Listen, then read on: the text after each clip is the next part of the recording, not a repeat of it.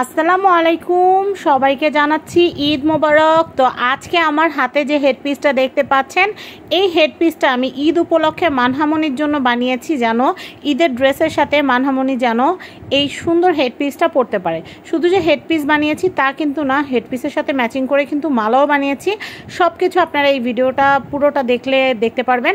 আর এই হেডপিসটা বানানোর পরে মানহামনির মাথায় যখন সেট করেছি, ঈদের দিনের মানহার যে লুকটা হয়েছে সেটা কিন্তু আপনারা একদম ভিডিওটার লাস্টে দেখতে পারবেন। তো প্রথমে আমি যেটা করেছি সেটা হচ্ছে গয়না বাঁধার যে গুণাগুলো থাকে বা তার থাকে, সেই তার আমি 2 কয়েল নিয়ে নিয়েছি। তবে আমার 2 কয়েল লাগেনি, আমার 1 কয়েলের অর্ধেকই হয়ে গেছে। যেহেতু আমি অনেকবার বানিয়েছি হেডপিস বা বানাতে বানাতে একটা অভিজ্ঞতা হয়ে গেছে, তো আগে অনেক তার বেশি খরচ হয়ে যেত, বাট এখন কিন্তু তত বেশি একটা তার খরচ হয় না। আর এই যে সুন্দর সুন্দর সুন্দর সুন্দর মতিগুলো দেখতে পাচ্ছেন, সুন্দর সুন্দর ক্রিস্টালগুলো দেখতে পাচ্ছেন, এগুলো কিন্তু আমি সাত্তার এন্টারপ্রাইজ থেকে কিনেছি। আপনারা অনেকেই জিজ্ঞাসা করবেন যে আপু, বিদেশি টিউটোরিয়াল ব্লগগুলো দেখি বা টিউটোরিয়ালগুলো দেখি এরকম হেড ক্রাউন তৈরি করার, কিন্তু কোথা থেকে এই ম্যাটেরিয়ালগুলো পাওয়া যায় সেগুলো আমরা জানি না, সেক্ষেত্রে কোথা থেকে কিনবো। তো আমি আপনাদেরকে বলে দেই, সাত্তার এন্টারপ্রাইজে আপনারা এই প্রোডাক্টগুলো পেয়ে যাবেন। আর সাত্তার এন্টারপ্রাইজের কন্ট্যাক্ট নাম্বারটা আমি স্ক্রিনে দিয়ে দিব। আশা করি আপনাদের নাম্বার পেতে কোনো অসুবিধা হবে না। আপনারাও চাইলে আপনাদের ছোট সোনামণির জন্য বাসায় বসে বসে কিন্তু এভাবে করে আপনারা এই টিউটোরিয়াল ফলো করে কিন্তু আপনারা সুন্দর করে বাসায় কিন্তু আপনাদের সোনামণিদের জন্য কিন্তু খুব সুন্দর করে হেডপিস তৈরি করতে পারবেন। তো আমি আপনাদেরকে বলে দিই, যারা ইউটিউব থেকে দেখছেন তাদের জন্য বলবো, আপনারা ভিডিওটা একটু স্লো করে দিলেই কিন্তু আপনারা প্রত্যেকটা ডিটেল আপনারা কিন্তু আস্তে আস্তে দেখতে পারবেন। আমি একটু ফাস্ট করে দিয়েছি, কারণ এত বড় হেডপিস তৈরি করা, এটা বানাইতে প্রায় 1.5 ঘন্টার মতো সময় লাগছে। কিন্তু আমি জাস্ট সারসংক্ষেপে আপনাদেরকে দেখানোর চেষ্টা করেছি। এখানে কি করতে হবে, গুনার ভিতরে তারটা নিয়ে পেঁচিয়ে পেঁচিয়ে করতে হবে, সেটা পুরোপুরি হাতের আন্দাজ।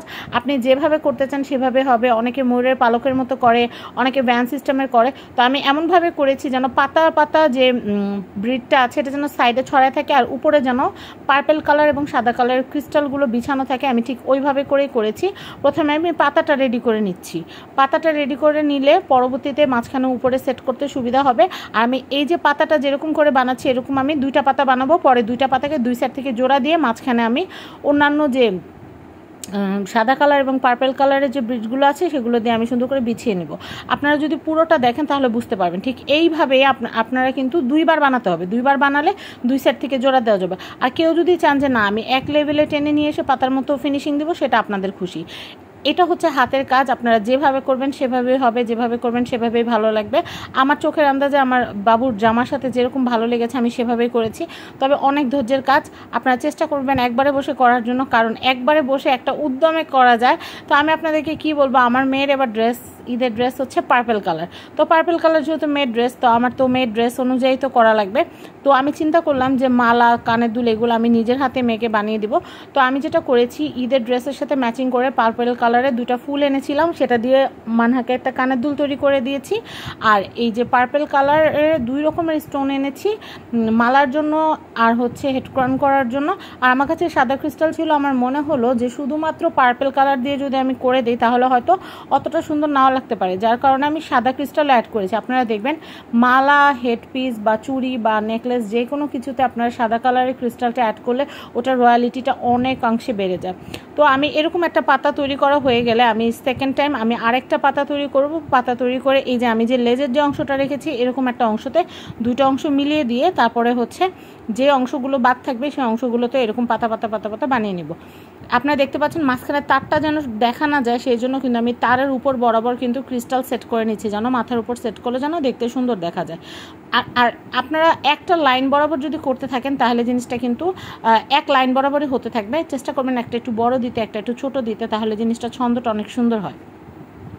কেউ যদি পাতার মতোই তৈরি করতে চান তাহলে আপনাদের খুশি, বাট আমি চাইছিলাম যে একটু এবড়ো থেবড়ো হয়ে থাকবে, একটু উঁচু একটু নিচু হয়ে থাকবে, তাহলে মাথার উপর বিছিয়ে থাকলে দেখতে সুন্দর লাগবে। ফাইনাল লুকটা দেখার জন্য কিন্তু আপনাদের ধৈর্য সহকারে ভিডিও লাস্ট পর্যন্ত দেখতে হবে। তো আপনাদের ঈদ কেমন কাটছে সেটা কিন্তু আমাকে কমেন্টে জানাবেন। অনেকেই কিন্তু বলছেন যে আপু আপনি এখন হোম ব্লগ দেন না কেন, আপু এখন বাসা টিউটোরিয়ালগুলো দেন না কেন, বিভিন্ন রকমের রান্নার ব্লগগুলো দিচ্ছেন না কেন। আসলে কি বলবো, প্রচুর ব্যস্ততার মধ্যে থাকতে হয়, আর মেয়ের পিছনে এখন প্রচুর সময় চলে যায়। আর তাছাড়া এখন আমার বাসায় যে রান্না করার মেড ছিল সেই মেডটা এখন নাই, যার জন্য রান্নাবান্না করার পরে আমার এখন আর এক্সট্রা কাজগুলো করার মতো এনার্জিতে কুলায় না। আর দিন দিন কিন্তু বয়স হচ্ছে, বয়স কিন্তু কমতেছে না, 30+ হয়ে গেছি। তো 30 যেহেতু হয়ে গেছে তো সেই ক্ষেত্রে তো আর বয়স তো আর বসে নাই, এখন কাজ করলে ক্লান্তি চলে আসে। তো যাই হোক, আমি চেষ্টা করব ঈদের পরবর্তীতে আপনাদের জন্য বাসার ব্লগগুলো দেওয়ার জন্য। আসলে বাইরে কমার্শিয়াল কাজগুলো করতে করতে অনেক সময় চলে যায়, যার কারণে কিন্তু বাসার কাজগুলো আর দেওয়ার সময় হয় না। আর বাইরের কাজগুলো আমার মনে হয় করতে বেশি সহজ, কারণ সব গুছানো থাকে, ধুমধাম কাজ করে চলে আসা যায়। বাট বাসার কাজগুলো অনেক অনেক কঠিন, ইচ্ছা করলেই কিন্তু বাসার কাজগুলো করা যায় না। এই দেখেন, আমি কিন্তু আজকে ঈদের দিন বসে বসে কিন্তু এইটা করেছি। এখন যাব গা গোসল ধুয়ে এখন রেডি হবে ঈদের দিন। মেয়েকে আগে রেডি করলাম, এখন নিজে রেডি হওয়ার পালা। তো চিন্তা করলাম কষ্ট করে যেহেতু হেডপিসটা তৈরি করেছি, আপনাদের জন্য ভিডিওটা আপলোড করে দিয়ে আপনারা দেখতে পারবেন। তো এই ম্যাটেরিয়ালগুলো আপনারা পাবেন সাত্তার এন্টারপ্রাইজ থেকে। সাত্তার এন্টারপ্রাইজের অ্যাড্রেস, কন্ট্যাক্ট নাম্বারটা আমি আপনাদেরকে একটু দেখিয়ে দিচ্ছি।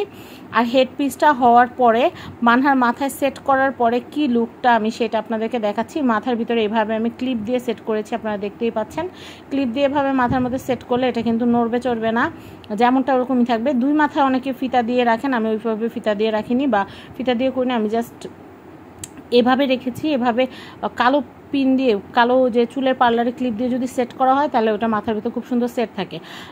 আমি যেই সিস্টেমে রেখেছি এই সিস্টেমে চাইলে কিন্তু আমি গলার চিক হিসেবে ব্যবহার করতে পারবো, মাথার হেডপিস হিসেবে ব্যবহার করতে পারবো, মানে নেকলেসের মতো করেও কিন্তু আমি এটা পরতে পারবো। এই জন্য আমি এটাকে মানে ফিতা দিয়ে কোনো রকম করে ফেলিনি যে এটাকে অন্যভাবে যেন না পরা যায়। তো আমি এরপরে আপনাদেরকে যেটা দেখাবো সেটা হচ্ছে মালা। তো মানহার জন্য আমি একটা মালা তৈরি করেছি, আমি একটু আপনাদেরকে দেখিয়ে দিচ্ছি। মালাটা কিন্তু অনেক অনেক সুন্দর। আর আমি চিন্তা করলাম ড্রেসের সাথে হুবহু ম্যাচিং করে মালা তৈরি করে দিলে ভালোই হয়। তো এই জন্য কিন্তু আমি মালাটা তৈরি করলাম।